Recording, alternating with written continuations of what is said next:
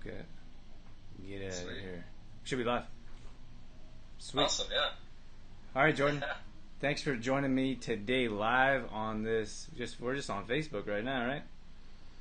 Yeah. So today we're talking about solo travel and hydration. Awesome. Yeah, sorry, I think my Wi-Fi is kind of choppy, so Oh, it's keep it rocking. a bit of a delay there. Yeah. Yeah, so solo travel and hydration. I think we both, relate to this quite a bit, so that's why I wanted to talk about it, especially the solo travel, because I know you traveled for quite some years doing baseball, and I traveled for a couple of years with work, and it changes you a lot. So I kind of want to hear a little bit more of your, traveling solo with like baseball and the ups and downs, what you liked most about it, and what you didn't really like about it. Yeah, absolutely. If you guys have questions, we'll have viewers coming in and out. But if you guys have questions for Jordan or myself, feel free to ask, and we'll pull your comments on the screen if I can figure that out. And yeah, it'll be fun. So, yeah, where do you want to start, Jordan? I think with traveling, for me anyways, was like the expectations you had on like traveling as a career, because like you were getting paid a little bit or to do your baseball, right? And I was getting paid to travel and work. So like you had these expectations, for me anyways, was like, it's going to be awesome. I'm going to have so much free time and this and that. And you think you're going to be able to see so many things, do so many cool things, but then you realize you're still kind of on work time. So you get caught up in wanting to have your free time, but then you get lost or you get upset, you get frustrated because you have to go to work or you're working more days and this and that, and it doesn't really become as blissful as you thought it might be because you're not on your own time 100%.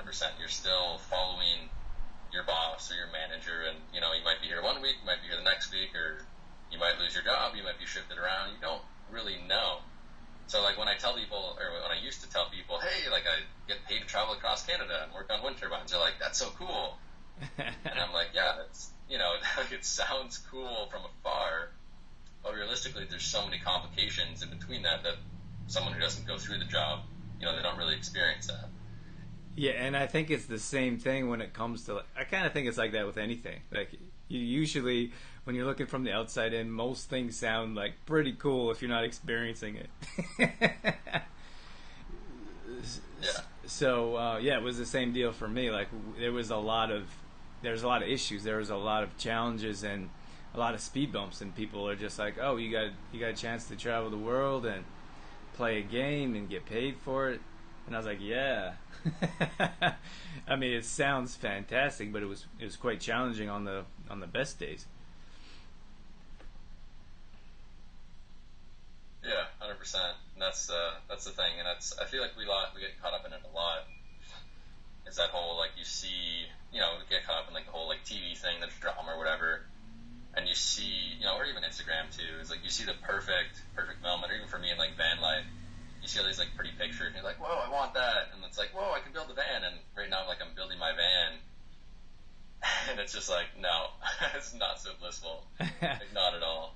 Why don't you tell us about what you're doing right now? And I guess because I know a lot of people that either want to leave their job and pursue a passion, or they maybe I know a couple people that have, but more so people that are thinking about it. So why don't you tell us what you've done, and I suppose what you're doing. Yeah, 100%. So I guess to get right to it, like I quit my day job making like 80K plus a year with benefits and all that kind of jazz, getting paid to travel across Canada and work on wind turbines, all because I have a passion to live in a van and skydive full time. Sounds pretty cool. So to most people, it seems, not to most people, but to, I guess my parents' generation, the people, the baby boomers, it seems kind of ridiculous, kind of stupid. Most people said I should have waited longer, saved more money, got a better name for myself in the company, don't burn any bridges. But when you finally like take that like super scary leap, which I did, it's extremely scary, of course, because I'm going into spending all my money versus making a bunch of money. But when you realize how much freedom means to you, when you have the freedom to get up and do what you want, you have the freedom to build your van, freedom to go wherever you want, if you have the finances or whatever it is, you're just way more happier. You feel way better about yourself, and because you feel better with like what you're doing, just life's better, and whatever's going to happen is going to work out. And I'm not really scared of spending all my money and ending up broken in my van. And that doesn't really scare me, because at the end of the day, I'm going to feel 100 times better being broke as shit in my van than I am if I'm working for somebody else, depending on the job. But the current the circumstances I had, it wasn't making me happy. The people I worked with, I wasn't happy. When there was a lot more cons and negatives than there was positives. Like, the only thing that made me stick around with my day job was the fact that I was making good money. But once you realize that money's in abundance and money doesn't really affect you internally, you take that external motivation out of you, and it's a simple decision, but it's still like scary as hell. So if you're not really worried about finances, let's say, well, it sounds like the only thing that excited you, or the only reason you stayed, was for finances. So if that doesn't worry you or bother you, what's scary about leaving?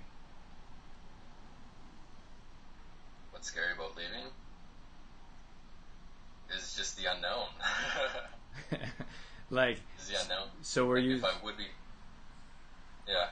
So if you were secure, I suppose if you were secure, like if you didn't really enjoy being in the job, and the only reason you were there was for money, but now you're in a place where money, maybe you weren't in a place before. I suppose I'm trying to get at, if there's no fear, or if there was no concern about money, the only reason you were there was for money, then why is there any fear? Like, why didn't you leave 5 years ago? No, now I'm over the fear, but before the fear was huge. Like, when I was still working, it was, I don't know, maybe it wasn't really, it was the money, but it was also like this is like the big boy job. This is like what my parents wanted me to do. This is what looks good in society. I can, work here and retire, and, everything will be good. It's like everything, the scariest part is leaving the success that you've spent years trying to get. Like, I spent 2 years in college, then I spent 2 years at GE. So it took 4 years of my life to get to where I was in that company. And I just, technically threw that all away. So it's like throwing apart something you've already, throwing away something that you've made and you spent years on. That's like the scary part, because it was successful. It became, like mundane. It became a little bit easier because I had already spent 4 years on it. But it's easy to get trapped in that comfortness. And I found myself that I was very comfortable with my day job. And that's what really scares me. Like, one of my sayings is, as soon as you get comfortable, you should be scared for your life. Because as soon as you're comfortable, you slow yourself down. So the fear was the biggest fear was letting go of the past 4 years of my life. And then moving on to a new life. Yeah, like completely new, like 100%, like, 360, whatever you want to call it. Yeah, for sure. We got Chantel popped in here. She said hello. Hi, Chantel. Thanks for tuning in. Hey, thanks for joining. So, Chantel, those of you that are coming in and out, Jordan and I are talking about solo traveling. Jordan was just talking about how he basically left his job and his career to pursue his passion of, what do you call it, Jordan, like van life? Yeah, van life, that's kind of the way it's going. It's more of like a digital nomad or modern day hippie, I like to say. Okay. And where did it come from that you were like, I want to live in a van? I think it'd be so cool to live in a van. That's the crazy thing too. It's like my family, like, we're not really, adventurous or outdoorsy people at all. And what happened was I was working in an office job, 9 to 5 or whatever, and I started to see this guy, Foster Huntington, and he lived in a van. He quit his finance job, making like $90K a year, and he just bought a VW Westphalia, and he just lived in it, and started the hashtag van life on Instagram.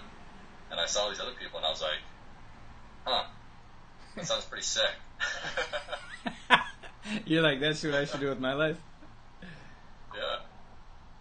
Chantel said. That was Chantel said. Chantel said, "Cool." She said, "That's very brave of you." Thank you. Yeah, it's definitely scary at times. So I didn't know this. Is this van life? I didn't know van life was like a thing until you like sent me some videos, and I thought it was just like I kind of thought it was just you that was like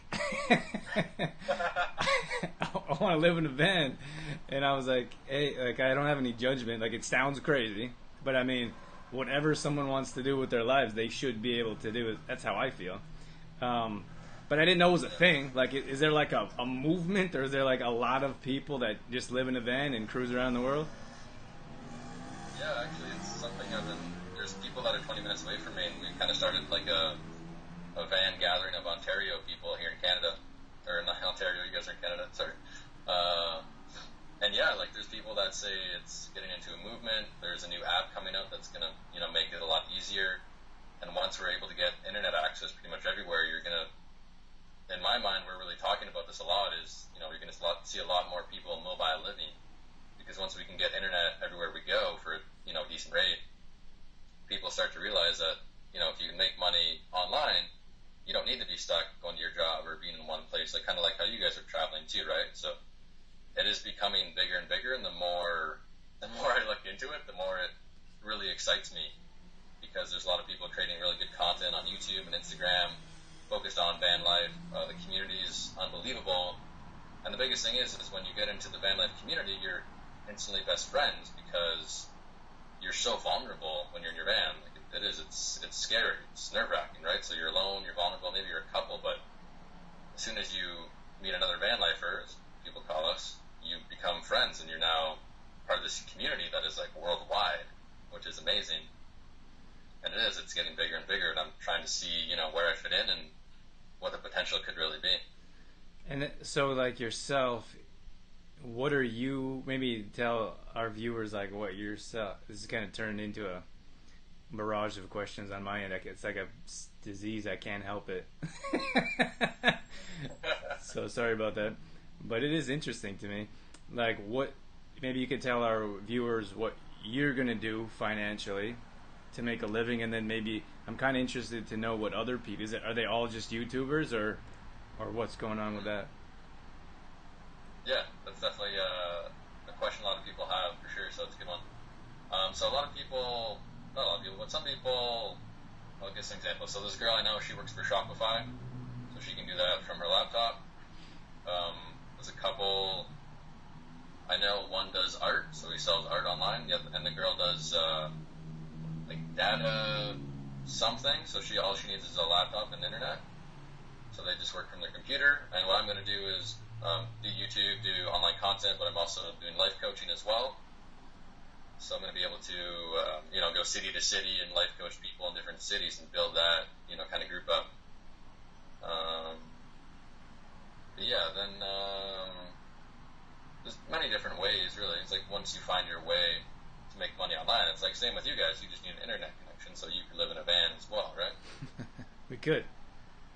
And I think, let me say this too, is like a lot of people think van, and they think, something, maybe like a Westphalia or like those Dodge like vans, but like some people spend like $15,000-$20,000 on doing up their van, or I've seen some vans that you're looking at like $100K.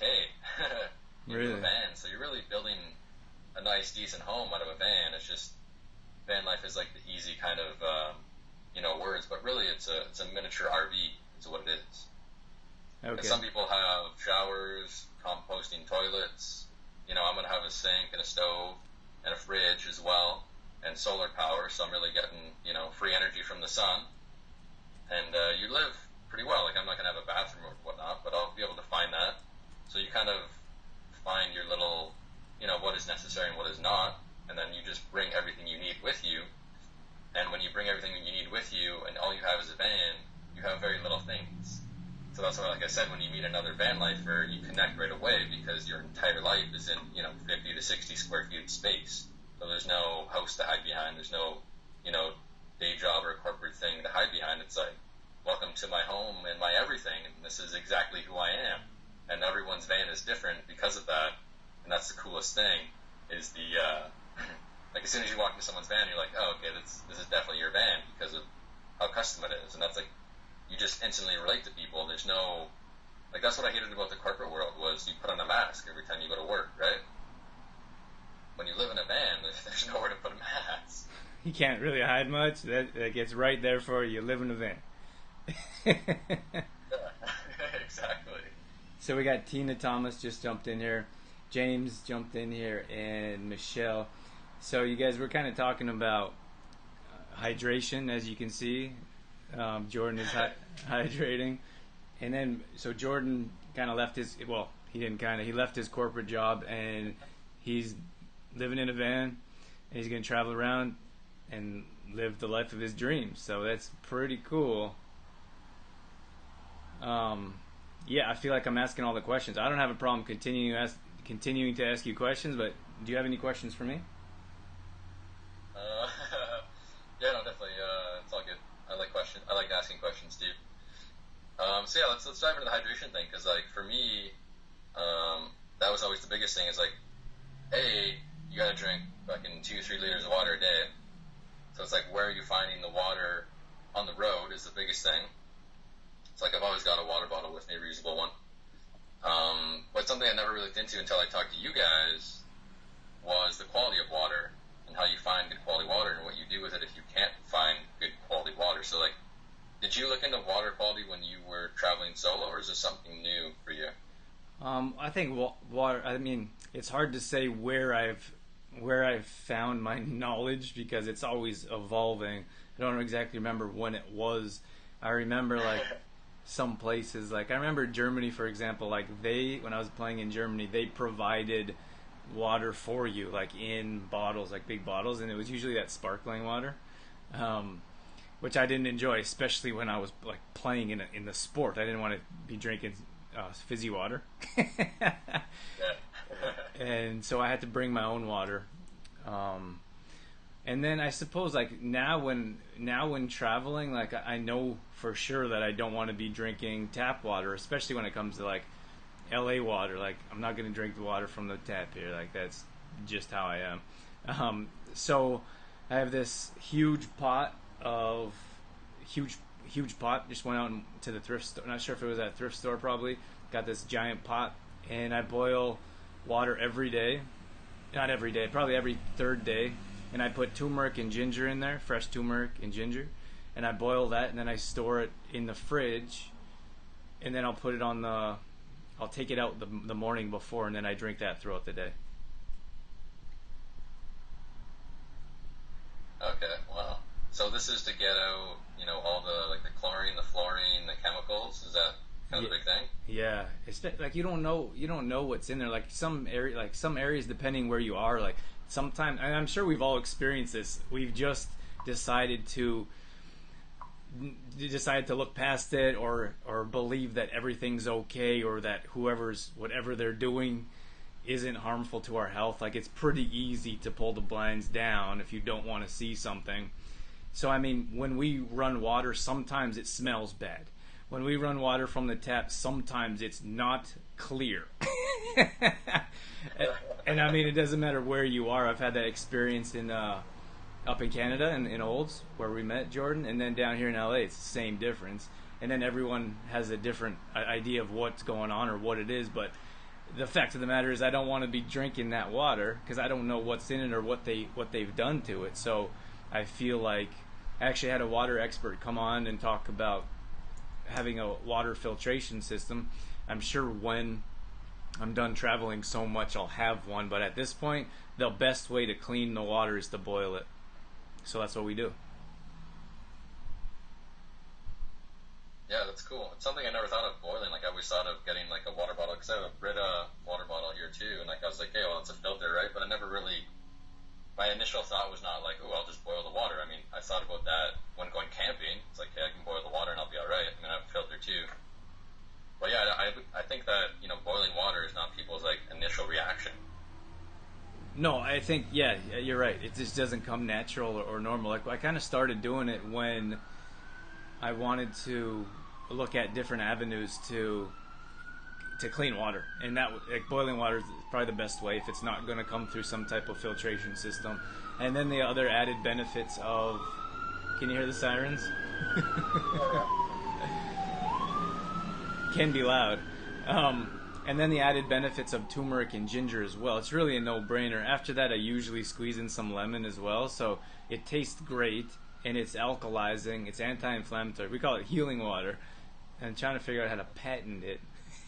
Yeah. But I mean, it really doesn't take much time.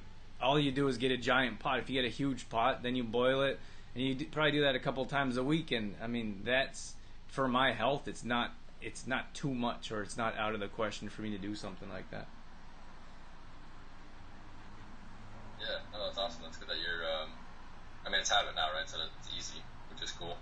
Yeah. Yeah, I think too. Like even for myself, I think we underestimate how much water we should drink in a day, which a lot of people, don't really. Like I had a guy I worked with, and like he had no idea that you had to drink, like 2 liters of water a day. It's like it's unknown.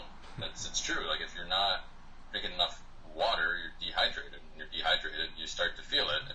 If you don't know, you're probably dehydrated.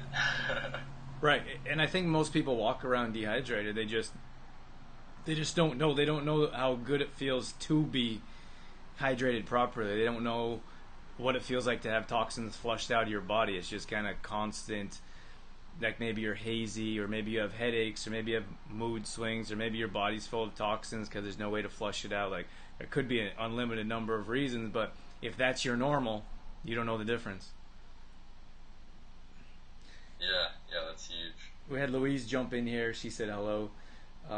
We have a handful of people coming in and out. Those of you that have just joined, Jordan and I are talking about travel. So traveling solo. Jordan quit his corporate job to live in a van. And does that sound weird to you, Jordan? Okay, Sounds like. Sounds like what? Sounds like me. And then we're talking about, Jordan and I both have traveled quite a bit in our lives, and we're kind of talking about hydration, and I suppose the ups and downs, or maybe challenges of traveling. So if you have questions for Jordan or myself, feel free to ask. Yeah. So when you talk about traveling and working, what do you have, like an end goal, or is it just to be able to pay your bills, which are pretty limited with the van, and what else? Food, gas. What else would you need? I suppose you need to buy clothes once in a while. Yeah, no, definitely. Once you're all set up, the costs are minimal, depending on what you want to do. But my costs won't really be that minimal because the whole vision of the van is to make it a sky van, I guess they call it, because I want to skydive for a long time. So that'll be a big expense. We're looking at 100 G's by the time I'm really done with what I want to do. For the van. I really need those finances to come in. But as long as I'm making that kind of money and living in the van and the van set up, then I'm good. But the initial upfront cost is quite a bit to build everything. Once I'm set up, it's just really gas for wherever you want to go and how much you want to travel, and food and your insurance, which isn't really that much, and then whatever you use for your cell phone, really. So it's minimal. You're not paying rent, but depending on how much you travel, your gas ends up being pretty much your rent. Because I've heard of people spending $1,000 a month on gas because you're just going all over the place, right? You guys went from Olds to LA. I think you drove that whole distance. That's a lot. Ends up being a lot of gas money by the time you get down there. Yeah, if you're driving all over the place, for sure. We actually camped, which was a new experience for us, but it'd be similar because you're not staying in hotels, or you're not staying in a house, so it'd be a bit easier. I think it was $20 for a campsite, opposed to $150, because hotels seem like the price keeps going up. I'm hotels, you used to be able to get them for 60, 100, 120. Now I'm you can't get a decent hotel without paying 180, 150, 180, 200. Yeah. So it is. It's ridiculous. So we should just get vans and not worry about hotels. Yeah, that is it. That's the biggest thing too. Is my van's gonna be super stealthy, so I can go into downtown LA or downtown Toronto and just park there, and no one's really gonna be "Is somebody sleeping in there?" right? And like those places would be at $200 a night, right? But I don't have to worry about that now. It's like I just got to pull up in a decent spot. I mean, parking downtown in cities is not really feasible. I guess I would say more so in the outskirts or smaller towns, depending. But yeah, it's like that freedom. Just be like, hey, you know what? I'm gonna go to Toronto. I'm gonna go to New York. I'm gonna go wherever. I'm gonna go to the bush. And I don't have to be like, oh shit, where's a hotel or where's an Airbnb or do I have a friend I can stay with? It's like, no, I literally just have to show up and I have every single thing that I need. I mean, yeah, I gotta maybe dig a hole to go to the bathroom and not shower for a couple of days or have a solar shower. But at the end of the day, like I said, it's that freedom that to me I value more than anything. I can make no money for the next 3 years, but if I have my van, I'm gonna be happy because I still have my freedom. So what would some challenges be by living in the van? So showering and bathroom, would those be the biggest challenges? Yeah, that, and then you have like garbage and like laundry and recycling, things like that. Right. So depending on like how much you cook and whatnot, or if you want to be recyclable and not use plastics or whatever, like it's not like you just got a bin and someone comes and picks up your trash. It's like you got to find somewhere to dump your trash, or you got to find somewhere to go and do laundry. These are all things that you become so comfortable with, the fact that you have them in your house or wherever you are, and you don't really appreciate, the value. But that's the other thing which I love about it is the fact that you appreciate things so much more. Like the fact that I have a place to shower right now where I'm building my van, I appreciate that so much. Like it's unbelievable. Or I appreciate having a toilet that someone's not going to come and knock on the door, if I'm in there too long because I'm at Tim Hortons or something. So you really, really, really appreciate like these things that become, normal to you.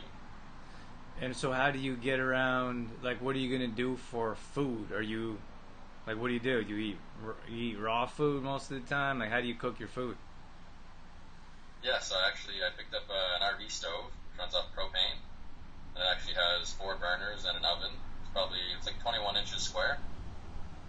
So it's a decent size, so I can cook on that off propane. And then I got a fridge. It's a marine fridge, actually, something you put on a boat, which runs off 12 volts DC. So when I have my 2 12-volt batteries, I'll be able to have the full fridge. That'll have a decent amount of room.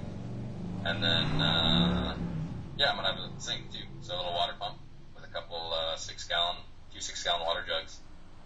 So I'll have enough to probably go, depending on how much I do, I'd say like a good week, without having to really like stop and get food and throw out trash and all that. You'll be able to go a week for what? Like to be able to sustain without filling up with water or cooking food? Yeah, as long as I do it right, I think so. But for sure I should be able to go like 4 days. I wouldn't see a problem with that. But if I do it right, once they get good, I think I'd be able to go a good 6 days. Almost a week with the water and the food if I prep it and all that. How long have you been on the? So Chantal asked, "What about the winter or cold nights?" Chantal, you just drive somewhere warm. You're in a van. I'm out of here. I'm going to the beach. You can want to answer that, Jordan? Yeah, you definitely said it right. That's what a lot of people do. They'll go south. In the wintertime. Some people, stick around because you can get what I got was just a propane heater, which I have to be careful with. But you can get heaters that run off of diesel fuel because all these vans are diesel. So you can hook up an auxiliary line to your diesel tank, and you can have a thermostat and everything. So it turns into like really as if you're home. So you set it to 70 degrees or 20 degrees wherever you are. And your place gets heated. Everything's insulated. I don't know if you can see, it's kind of dark, but I spray foam the entire inside of the van. Everybody that has a van insulates it. So there's ways to get around it. I mean, definitely, it's going to suck if it's minus 20, and I'm in my van, I got the heat blast, and, kind of cold, and as soon as I go outside, all my heat, loses, and I got to go to the bathroom really bad, and, it's not going to be fun. It's definitely going to be uncomfortable, 100%. And that's really part of it. And yeah, as much as when I'm in that, I'm like, like this sucks. Which I've had those nights, even though it hasn't been winter, I've had those cold mornings, and it's like, around 1-2 degrees because I started living in the van in March of this year. And there's some cold nights, and it sucks waking up before 6 because it's really cold. And when you're cold and you got to go to the bathroom, it's even worse. And yeah, it becomes, not fun.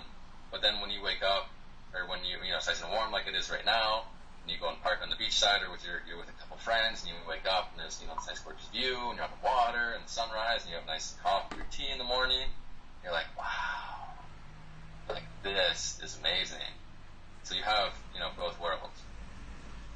So like when I went camping, were you I suppose maybe were you a camper? Because we camped, and I was like, yeah, it was cool. Like I wouldn't call myself a camper, but when we camped down the West Coast here, it was kind of cool. Like there were parts where I was like, wow, we're in the middle of the woods, or we're cooking our own food. Like it was pretty cool. But by the end of it, we took about a week to get down here. Like took our time, didn't drive very fast. By the end of it, I was like, I'm done. Like I don't want to pack up my tent anymore.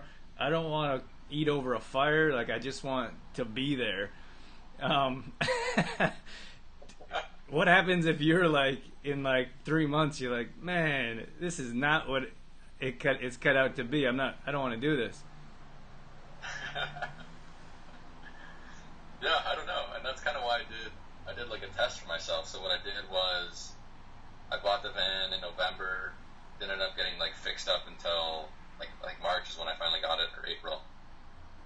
And then I did like 5 weeks, and I lived in my van. It was just a big cargo van, and I had all my work stuff, and because I was still working at the time, and I had to drive from Toronto to like 9 hours east of Montreal, so in the Gaspésie region of Quebec. And I spent like 6 weeks going from Toronto area to Montreal for a week, up to Gaspésie, and then all the way back.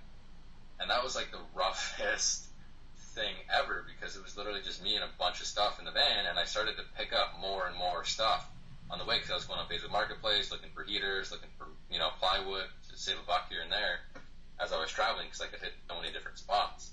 So by the end of it, I ended up picking up this, which I still have now. It's about 2.5 feet by 6 feet. It's a piece of foam, and that's my bed. So by the end of the 6 weeks, I only had enough room for that piece of foam. So when I went through that 6 weeks, I was like, do I still want to do this? And I said yes. That was kind of just like the deciding factor of like, hey, if I can get through van life with like the worst possible situation, and it was colder too then. Like now it's nice and warm, and I have a house to stay at. Like I think this is what I'm meant to do. And then, so do you stay at when you go to, like, you're going to travel, if you go to friends' houses, will you stay, like, in their house with them? Or if they have, like, an extra room? Or is it, like, there's, like, van life people, like, no, I'm staying in the van. Yeah, it's like a cult. It's like, no, if you don't sleep in the van, you're not a true van lifer. That's right. It depends, really, because I've heard many people, your bed becomes really comfortable, like, because right now, I'm not set up, but most people have, like, a full queen-size bed or a full double-size bed, and they'll go and, spend, like, the one couple I know, they spend, like, $1,000 on a custom foam mattress, and another person I know, she got a bunch of foam, then she put a 2-inch memory foam topper on all that, and as weird as it sounds, people are more comfortable in their van than going into someone's house. Like, because it's a comfortable bed, which it is. People make comfortable beds, and I'm going to make mine as comfy as I can. But the second thing is, for me, is like once you adjust to your bed and you go and it's like when you sleep in a tent for the first night. Like, it's not comfortable. Right? Or you go and sleep in a hotel for one night. It's not comfortable because everything in your body is so used to the pressure and the way that the bed you're sleeping in is used to, right? So if I'm sleeping in my van for 3 months and I go stay at my friends and I go and sleep there for 2 nights, my back's going to be sore, everything's going to be misaligned. So to me, it makes sense because A, my bed's going to be comfortable, and B is because I just don't want to mess up, my alignment. Right. So I suppose whatever you're used to, that's going to be your normal. So kind of we talked about with hydration, like if you don't know that you're dehydrated all the time, then you don't know that's your normal.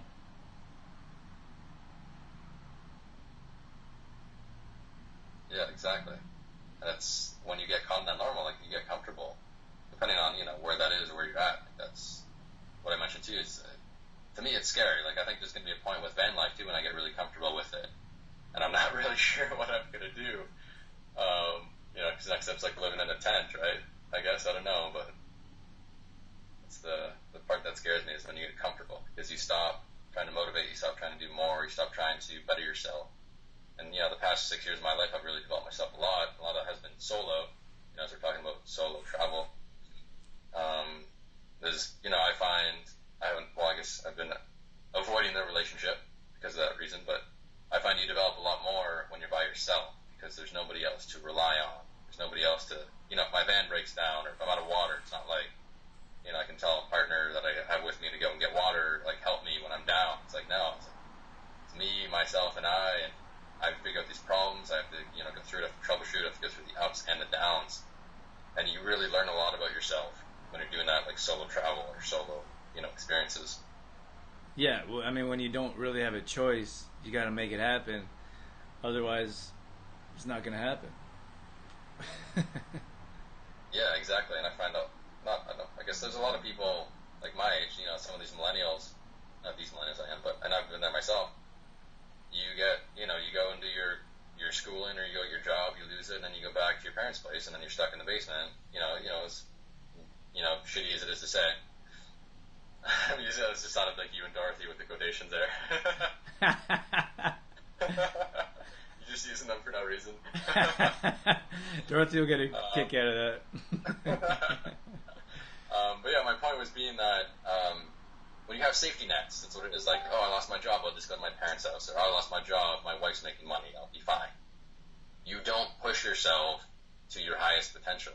Yeah. And that's one of my biggest fears too, is, not fully reaching my potential. And I know that it, gets bigger and bigger every time I hit, when I crush through a plateau. So that's why I like being solo, because you don't have any safety net. Yeah. What did you say there about reaching your full potential? Yeah, I find if you have a safety net, you don't reach your full potential because you rely on others to, keep you where you're at or save you. So if you lose your job, you have a safety net of your parents to go and stay there, then you're not really pushing yourself. Like, if you look at the baby boomers, it was like, you're 18, get the fuck out of the house and go get a job. Right? And you learn a lot when you have to figure shit out. Yeah, and you see that lots with, like, entrepreneurs when they're like, one of the things that Anthony Robbins always says, if you want to take the island, you got to burn the boat. And yeah, I see that all the time with entrepreneurs and it happens a lot in the health world. I feel like they graduate with some type of degree, but they have their job to fall back on, or they have a spouse to fall back on, and then their career gets pushed to the side because they realize how difficult it is. And I feel like there's so much more opportunity, and life on the other side of the fence is so much better if you can push past. And that was something that I had to do. Like when I was playing, when I kind of was deciding if I was going to play or not, I told myself I'm not going back to construction. Not that there's anything wrong with that. I was very fortunate to have a couple of my uncles own construction businesses, so I always had a job. Like there's always jobs for labor for the most part. And I said I'm not going to do that because it was difficult starting my own fitness business, like through fitness classes and personal training. It was so challenging, but I told myself I made that decision, like I'm not going back. There's no way. So I had to make it work because there's no other option for me. Yeah, exactly. And I love that. I love that you did that too, because a lot of people I talked to, they're like, why don't you just take a leave of absence? Like just take a year off and go figure it out. And I was like, yeah, that makes sense in your head, but it just doesn't make sense in my head, because then you have that safety net. It's like, oh, well, I'm going to try this, and if it doesn't work out, I'll go back. But now it's like, hey, I want to be flat broke in a couple months, so if I don't start making money, something's going to happen, and I don't know what it is. Hopefully you don't find out. Yeah, exactly.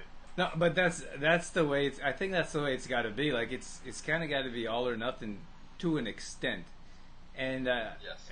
And if you don't make that decision and decide that that's what you're going to do with your life, then I mean you'll never do it. Like you'll never follow your passion, and And like I said, I can think of 4 or 5 people right now that are thinking about moving on and doing something else with their life because they want to get out of corporate or they're not happy with their career. But without taking that leap, you're always going to be stuck there, and you're always going to be doing something that doesn't make you happy. And you're going to wake up and you're going to be, I don't know, thinking about retirement. You're going to be 45, 50 years old whenever you start thinking about that. I don't ever plan on retiring, so I never think about that. But I feel like if you love what you do, you don't have to think about that stuff. You don't have to worry about that stuff. But if you don't make that decision and draw a line in the sand, you're always going to be stuck there thinking, what would happen if I did that in my life? Yeah, and actually that was another kind of fear I had too that motivated me to quit. It was like, if I don't do this, I kind of dropped that earlier. Was like in 2013, I discovered van life, and I was either gonna like my story was like I was gonna go to college or I was gonna buy a van, and that was kind of where I was at in 2013. There was a van for sale for like $6,500. I was like, sweet, looks pretty decent. Like, I'm just gonna buy that. And, go and try this van life thing because it was exciting. And then I got accepted to college, and I got funded by the government to go to college. So I was like, hey, well, let's go try college. And went to college, and I got the job, and van life never really went away. And then as I got into work about a year and a bit, I found the community. And I was like, whoa, there's a lot of people doing van life, just kind of how you discovered it. You're like, oh my goodness, like, look at all these vans. And I'm like, some of these vans are done up. And I was like, hey, definitely want to do a custom van and all that. And I was like, hey, I've been thinking about this for like 4 years. And skydiving is involved with this too. I've always been wanting to skydive a lot and, really fly. Like, if I don't take this opportunity, if I don't do it now, then like, when am I going to do it? Because I'm going to do it. So why am I avoiding the inevitable? And that's what one of my the person I was saying at his place, he said, like, why are you avoiding the inevitable? Like, just go and do it if you want to do it. And I was like, you're fucking right. And then I was like, I just went and bought the van, and then it all kind of like took me to where I am now. But it was just like realizing that I have the opportunity. Like, I have no marriages, I have no kids, I have no house to pay for, I have nothing. I'm fully free right now, and a lot of people, don't have that as well. So I thought about that, and it just really made me push to be like, hey, I got the opportunity and I want to do it. I'm just going to do it, because if I don't do it now, I'm going to regret not doing it. And I'm probably going to go through and do it, and I'll be like, I should have done it a long time ago. Right. And I think that's how it usually works. Like I feel like when you follow your passion, I mean, there's always bumps in the road and there's always challenges, but I feel like if you follow your passion and you're really like committed to doing what you want to do, you have to be happy. Like there's no way you can't be happy. And I feel like we understand that. Like we understand that the more, like the bigger house we have doesn't make us happy. Or like you get a new car and you're like, yes, I got a new car, and then like 3 weeks later you're like, you forget that you got a new car. So I mean, like that stuff doesn't make you happy. But if you get to wake up and like every day, and you're like, I get to live my passion instead of working towards your passion, I think it's a whole different mindset, a whole different way of life. Yeah, 100%. And something like you said, you don't realize until you get into it. And I've been thinking about it on and off, really more so now, because I'm really, as much as I am stressed building the van, I'm really enjoying it. Because like I realized how beautiful and amazing the summer is, which you never realize because you rely on the weekends. But when you realize that like 90% of the days are just awesome, like it's unbelievable, and you get that freedom, and you really feel like you're like, hey, it's just me and like what I want to do, and this is great. And yeah, it's hard. Like I'm struggling and big learning curve. But at the end of the day, it just totally outweighs that that mask you put on, that showing up for somebody else, the relying on the paycheck every 2 weeks, and so much just like lifestyle that is already like planned for you. Like I love the fact that I get to choose every single day what I get to do, when I do it, what I want to do, what I'm focusing on. And like once this becomes your normal, you're like, I can't go back to construction, or like for me, I can't go back to wind turbines. Like it just doesn't make sense. Like it doesn't make sense anymore. What was it like when you were? I mean, did you feel like you always had to get up for something? Like, did you get up for like the first week or two and be like, "Oh, I'm late for work"? No, I don't know. No, it was more like not really, because it was weird. So what I did was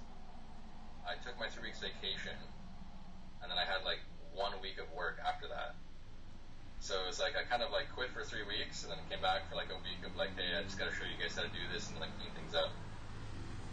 And I kind of like planned this out, and I told my boss I was quitting like months in advance.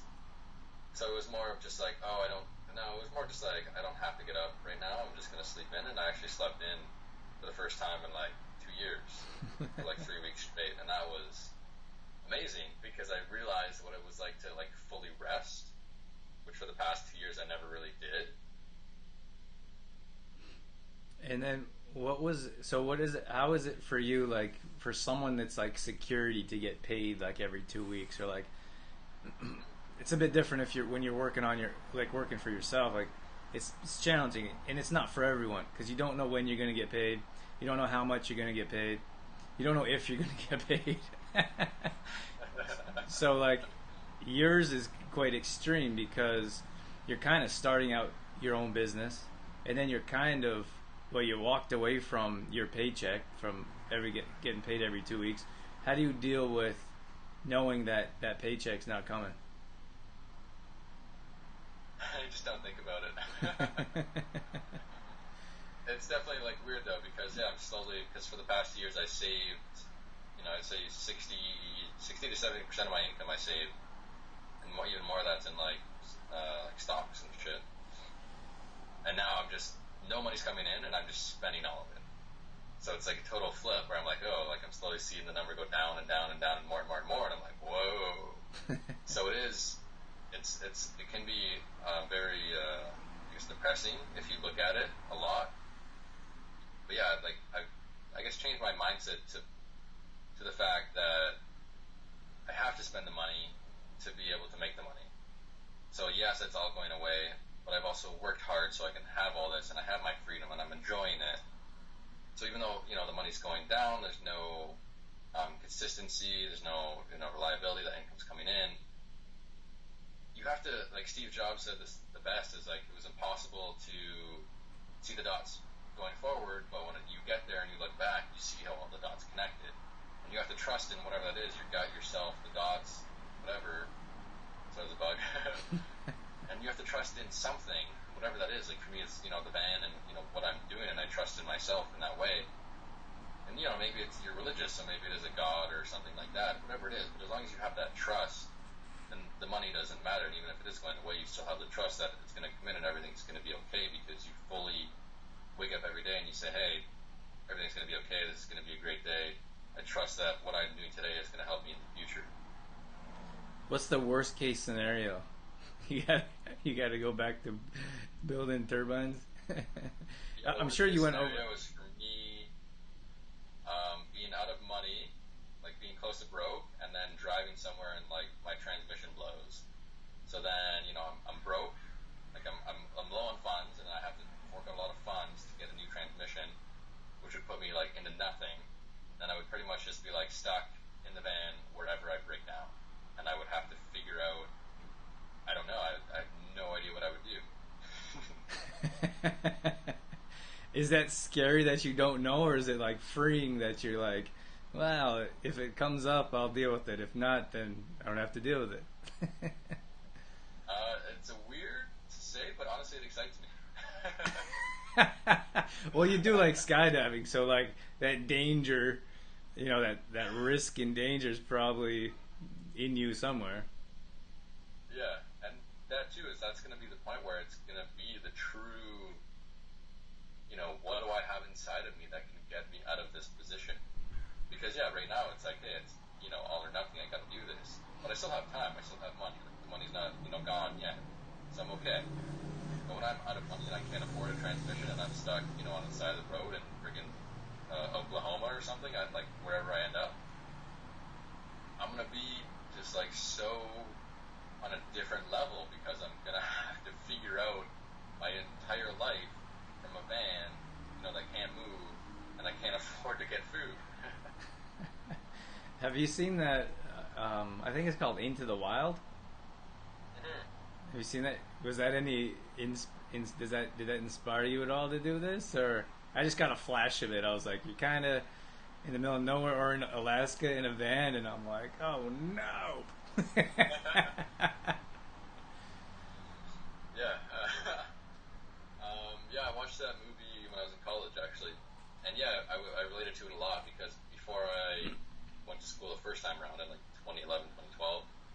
this whole like screw society. I'm just gonna live in a tent in the middle of nowhere. That's what you wanted to do? Yeah, like I was totally like an outcast in high school, and things didn't make sense. So I really just wanted to run away. So when I watched that movie, it kind of brought me back to that time. The fact that he like burned all his identification, and he's just like, see you later, and he had all this money, and everything was like everybody looking outside of him was like, oh my god, he's making it big, he's being a lawyer and all this crazy cool stuff, and he's doing so well. But inside, he was like, fuck this shit. And he just went and he did it, and that's so powerful because, like we talked about a lot, is it's so scary, it's so fearful. He went to Alaska and lived off the land. Like, it's bizarre to many people, and the fact that he did it really inspires people. And a lot about myself is the fact that the reason I do these things, A, I love them, but the other reason I do it is because to some people it seems impossible. And when you do things that people think is impossible or like really scary, it inspires them. So by living in a van and skydiving all day and helping people out with life coaching and all that, people see me and living this lifestyle, and it inspires them to quit their job, or it inspires them to go skydiving, it inspires them to go camping, whatever it is. Then that makes me even more happy to do what I do, which makes me happy in general. And I think that's what we're all looking for, like regardless of if you're in a job or you're looking for a job or a career, or you're looking to change, like you're looking for something to make you happy. So if you already have it, then you don't have to look anymore. Yeah, exactly. And it's not that you don't have to look anymore, because like now that I have it, it's always like a work in progress. Right? And same with you. It's like you have it, you have the idea and the mindset, but it's always like up and down, up and down, up and down. But yeah, like I think the discovery process is a thing that people forget about too. Is like because I have some friends or family, or whatever, and they're still trying to figure out what they want to do with their lives or what makes them happy. And I'm like, this is the best part. Because once you figure it out, like now I know what I'm trying to do, and it's like now I got to do it. Right? Like I got to build the van, I got to start skydiving, and it's like these things take time and money and effort. When you're like testing the ropes, and it's like when you're trying to find like your dream girlfriend, right? Like you go and experiment with girls, you experiment with men, whatever you are, and you try and figure out what you like. Then you find out what you like, and then you find the one, and it's like, yes, then you build that life together, which is super cool too, right? That experimentation process is like the fun part. A lot of people don't enjoy the process. A lot of people don't do that because they're so focused on, no, I want to be happy with what I do, I want to see the results, I want the money, I want the experiences. But when you get here, it sucks. Because this is the hard part. You got to build everything. You got to do it. And things take years now and even more money. But when you're just going through it and testing the water and whatnot, that's the fun part because there's no expectations. It's just test this, test that. Do I like this? Do I not like that? All right, what do I want to try next? And you figure it out, and it's really fun because there's a lot of people doing that as well. Like you're not alone. You're always with so many people. So when you find other people that are figuring out their shit too, you relate on that level, right? But now like I am now, it's like I know what I want to do, and I found van life people and skydiving people, so I relate to them and I go with them. But that whole process of like what do I love, what do I want to do, and then you just go and try. Like I played guitar for 8 months, like I tried swimming, I tried cross country.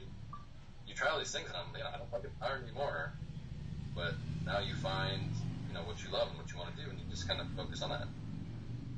Yeah, I think it's pretty cool. Like I've been fortunate that knew this is what I wanted to do for quite some time. So I've been pretty fortunate, but I know people that like still. I mean, sure, there's a lot, like tons and tons of people that still struggle with trying to find something that makes them happy. Like they're looking for a career or whatever it may be, a spouse or. But I mean, once you find it, you're right. It's not like it's over. Like you don't have any more aspirations. It's like. Then you try to see what fits in your life, and then how you can make that better, and how you can achieve more. Because I think we're always working to something. We always want to accomplish something, and if you don't, I don't know what you do. I don't know what you do all day if you're not trying to accomplish something. It's funny, but seriously. Yeah, I know. I think the same way.